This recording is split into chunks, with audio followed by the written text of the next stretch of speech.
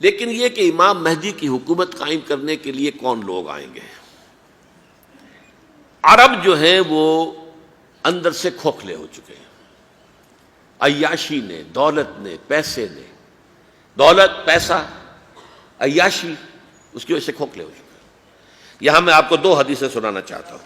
سنن ابن ماجہ کی روایت ہے حضرت ابو ہریرہ سے رضی اللہ تعالی عنہ، قال قال رسول اللہ صلی اللہ علیہ وسلم اذا وقعت الملاحم بعث اللہ بعثا من الموالی ہم اکرم العرب فرسا واجودہ سلاحا یوید اللہ بہم الدین، رواہ ابن ماجہ عن ابی ہریرہ رضی اللہ تعالی عنہ۔ جب ملاحم کا دور شروع ہوگا تو اللہ تعالیٰ اٹھائے گا ایک لشکر یا لشکروں پر لشکر موالی میں سے۔ موالی کون ہے؟ عربوں نے جب فتح کیا تھا اس پورے علاقے کو خلافت راشدہ کے دوران، اور پھر وہ لوگ جو ہے، ایک رائے تو یہ تھی کہ انہیں غلام بنایا جائے سارے آبادیوں کو، لیکن یہ کہ حضرت عمر کا اجتہاد تھا، اس کے مطابق جو ان کو غلام نہیں بنایا گیا تو وہ موالی کی حیثیت رکھتے ہیں۔ عربوں میں دم نہیں ہے، موالی میں سے لشکر اٹھیں گے کہ جو در حقیقت حضرت مہدی کی حکومت کو قائم کریں گے۔ دوسری حدیث سنیے، عن عبداللہ ابن الحارث رضی اللہ تعالی عنہ، اور یہ ابن ماجہ کی روایت ہے، قال قال رسول اللہ صلی اللہ علیہ وسلم یخرج الناس من المشرق فیوطئون للمہدی یعنی سلطانہ، لشکر نکلیں گے، لوگ آئیں گے مشرق سے، اور وہ حضرت مہدی کی حکومت کو جمائیں گے اور قائم کریں گے۔ اب ذرا نوٹ کیجئے کہ جزیرہ نما عرب کے مشرق میں کون سے ملک ہیں؟ تین: ایران، افغانستان، پاکستان۔ یہ تین سالڈ مسلم ممالک، مسلم آبادی اکثریت۔ ویسے تو یہ کہ آگے ہندوستان میں 20 کروڑ مسلمان ہیں، لیکن وہ 20 کروڑ جو ہے وہ تو 80 کروڑ کے اندر تحلیل ہو جاتے ہیں غیر مسلموں میں، لیکن یہاں جو معاملہ ہے یہ غالب اکثریت کے۔ ان میں سے ایران کا معاملہ جہاں تک ہے، نمبر 1 یہ کہ وہ شیعہ عقائد کے حصار میں بند ہے، اس سے ادھر ادھر ہونا اس کے لیے ممکن نہیں۔ حدیث میں یہ بھی آتا کہ اصفہان سے 70,000 یہودی دجال کا ساتھ دیں گے۔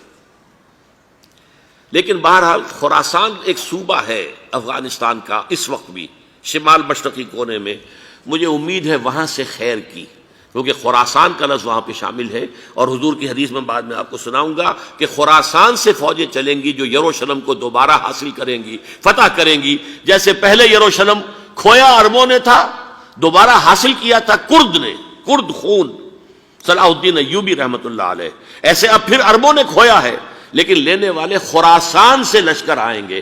یخرج من خراسان رایات سود لا یردها شیء حتی تنصب بإیلیا، خراسان کے علاقے سے کالے علم لے کر لشکر چلیں گے جن کے رخ کو کوئی موڑ نہیں سکے گا جب تک کہ وہ جا کر یروشلم میں نصب نہ ہو جائے۔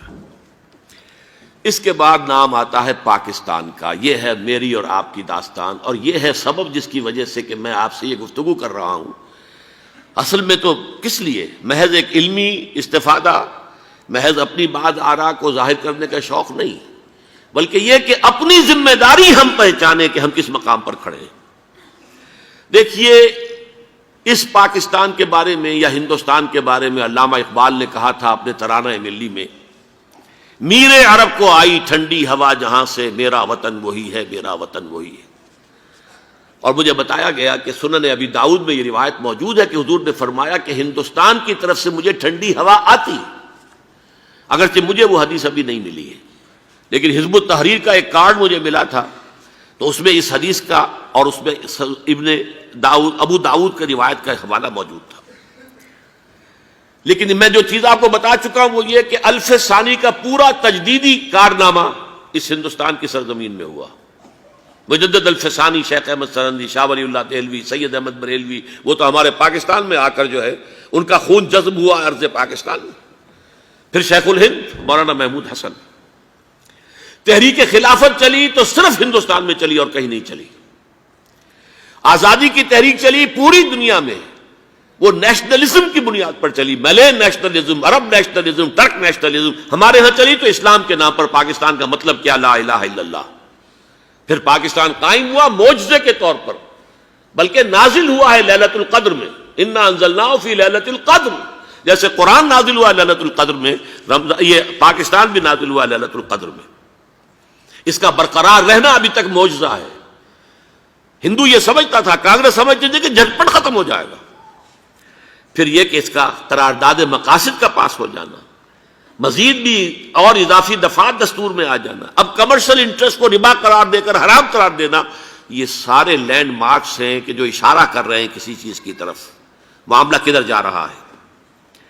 پھر یہ کہ یہ جو 14ویں صدی کے مجدد تھے شیخ الہند، اس کے بعد سے کچھ ایسی شخصیتیں عظیم پیدا ہوئی ہیں ہند میں، جن کو میں سمجھتا ہوں کہ 14ویں صدی کے مجدد اور 15ویں صدی کے مجدد کے درمیان یہ 15ویں صدی کے مجدد کی راہ کو سیدھا کرنے والے، جیسے کہ حضرت یحییٰ نے کہا تھا میں تو آنے والے کا راستہ سیدھا کر رہا ہوں حضرت عیسیٰ کے لیے، ایسے ہی 15ویں صدی کے لیے امام مہدی کے لیے راستہ صاف کرنے والے سب سے پہلے علامہ اقبال، جنہوں نے اسلام کا تصور دین کی حیثیت سے دوبارہ زندہ کیا ہے، ورنہ اسلام ایک مذہب کی شکل اختیار کر چکا تھا. پھر مولانا مودودی، مولانا ابوالکلام آزاد حکومت الہیہ کے نعرے کے ساتھ میدان میں آئے. یہ اقبال نے جو تصور پیش کیا تھا اس پر عملی جد و جہد کے لیے حزب اللہ قائم ہوئی. نوٹ کر لیجئے 11 برس کا فرق ہے عمر کا علامہ اقبال کے اور ابوالکلام کے. اور 1913 میں جب حزب اللہ قائم کی ہے اس وقت علامہ اقبال کی ملی شاعری اپنے عروج کو پہنچ چکی تھی. پھر یہ کہ علامہ اقبال کے بعد تعمیل جو ہے اس کام کی وہ ابوالکلام نے کی، لیکن روایتی علماء نے کی شدید مخالفت کی وجہ سے وہ بددل ہو کر چھوڑ گئے، کانگریس میں شامل ہو گئے، بساط جو ہے حزب اللہ کی انہوں نے لپیٹ دی. پھر مولانا مودودی آئے، انہوں نے وہ ڈور جو ہے اس کا سرا تھاما، جماعت اسلامی قائم کی حکومت الہیہ ہی کے قیام کے لیے. اگرچہ میرے نزدیک یہ کہ وہ انتخابی اور ایک قومی سیاست کی ایک جماعت بن کر پاکستان میں جو ہے دلدل میں پھنس گئی ہے، اب ہم اس کی کوشش کر رہے ہیں تنظیم اسلامی اور یہ تحریک خلافت جس کے تحت یہ جلسہ ہو رہا ہے. یہ ساری چیزیں وہ ہیں کہ آپ کو سوائے پاکستان کے اور کہیں نہیں ملیں گی پوری دنیا میں. معلوم ہوتا ہے کہ پاکستان کو بہت بڑا رول پلے کرنا ہے اس میں، اور اس کے ساتھ اب جمع کر لیجئے افغانستان کی عمارت افغانستان، اسلامی عمارت افغانستان قائم ہو چکی ہے. یہ پچھلے 20 سالوں میں جو کچھ وہاں ہوتا رہا ہے اس سے پہلے تصور نہیں ہو سکتا تھا. علامہ اقبال کے فرزند بھی دیکھ کر آئے ہیں، تو اگرچہ وہ خود میں سمجھتا ہوں کہ خاصے انہیں آپ لبرل کہیں، آزاد خیال کہیں، لیکن اس درجے متاثر ہو کر آئے تھے کہ انہوں نے یہ کہا افغانستان میں جو میں نے حالات دیکھے ہیں کہ اگر 2-4 اور مسلمان ملکوں کے اندر یہ نظام قائم ہو جائے تو پوری دنیا مسلمان ہو جائے گی. یہ سب کچھ کیسے ہو رہا ہے؟ یہ آنے والے دور کی جھلکیاں ہیں. Coming events are casting their shadows before. یہ سب بتا رہے ہیں کہ پاکستان افغانستان کو مل کر اس میں کوئی عظیم رول پلے کرنا ہے. اور اس کے ضمن میں اب میں علامہ اقبال کے بارے میں آخری بات کہہ رہا ہوں. علامہ اقبال کے بارے میں عام یہ خیال ہے، انہوں نے اپنے خطبات میں مہدی کا اور نزول مسیح کا، حالانکہ میں کل پڑھ رہا تھا مولانا سعید احمد اکبر آبادی رحمۃ اللہ علیہ کا ایک مقالہ ان کا کہ علامہ اقبال نے ابن خلدون کے بارے میں یہ کہا ہے کہ مہدی کا اور نزول عیسیٰ کا دونوں کا انہوں نے انکار کیا ہے، حالانکہ ابن خلدون نے نزول عیسیٰ کا انکار نہیں کیا، صرف مہدی کا انکار کیا ہے. بہرحال علامہ اقبال نے خطبات میں انکار کیا ہے. لیکن یہ کہ اپنی شاعری کے اندر میں چیلنج کرتا ہوں کسی بڑے سے بڑے اقبال شناس کو، ان کا یہ شعر ذرا سنیے: خضر وقت از خلوت دشت حجاز آید بروں، کارواں زی وادی دور و دراز آید بروں. خضر وقت، امام وقت، رہنمائے وقت، قائد وقت، خلوت دشت حجاز، حجاز کی صحرا کی کسی خلوت گزینی سے نکل کر باہر آئیں گے. میں حیران ہوتا ہوں علامہ کے اس فکر پر اور اس مصرے پر. یہاں انہوں نے شیعہ اور سنی دونوں کے کانسیپٹ جمع کر دیے. شیعہ کا کانسیپٹ یہی چھپے ہوئے کسی غار میں وہاں سے برآمد ہوں گے، اور ہمارا کانسیپٹ میں ام سلمہ رضی اللہ تعالیٰ عنہ کی حدیث سنا چکا، چھپے ہوئے ہوں گے وہ وہاں پر، مدینے سے نکل کر آ کر مکے میں چھپ جائیں گے. اس خانہ جنگی کی حالت میں لوگ ان کی طرف دیکھ رہے ہوں گے، سوچتے ہوں گے انہیں میدان میں آنا چاہیے، کوئی پارٹ پلے کرنا چاہیے، امت کی رہنمائی کرنی چاہیے، لیکن وہ چھپیں گے، وہ کارے ہوں گے، وہ اس ذمہ داری کو قبول نہیں کرنا چاہیں گے، جا کے چھپ جائیں گے مکے میں. وہاں سے مکے والے انہیں نکالیں گے، اور وہ کارے ہوں گے، انہیں بالکل یہ پسند نہیں ہوگا کہ یہ ذمہ داری اٹھائیں. تو خضر وقت از خلوت دشت حجاز آیت بروں، کارواں زی وادی دور و دراز آیت بروں. کارواں جو چلے گا ان کی مدد کے لیے اس وادی دور و دراز، اس زی عظیم وادی دور و دراز، یہ وادی سندھ ہے۔ وادی سندھ جو ہے ہم سمجھتے ہیں کہ صرف یہ پاکستان اور پنجاب جو ہے یہ اس میں شامل ہے، سندھ اور پنجاب نہیں، افغانستان کا پورا مشرقی علاقہ اس میں شامل ہے۔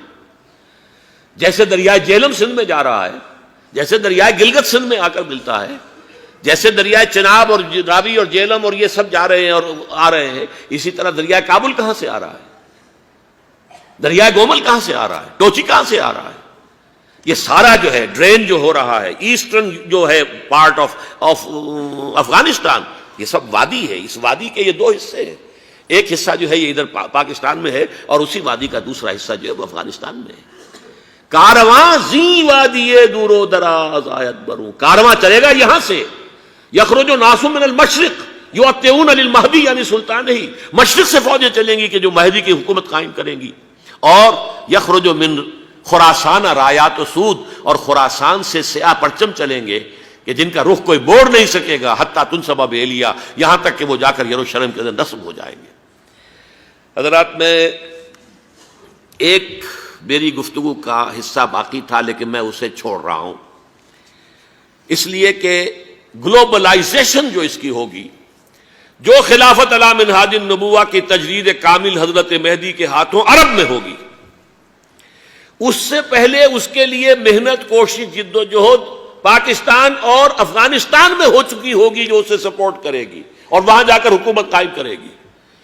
اس کے بعد گلوبلائزیشن کا جو مرحلہ اس کا ہے وہ حضرت مہدی کے ہاتھوں نہیں ہے، وہ حضرت عیسیٰ ابن مریم ان کے نزول کے بعد ہے، جن کے نزول کے بعد دجال کا خاتمہ ہوگا اور یہودیوں کا استحصال ہوگا۔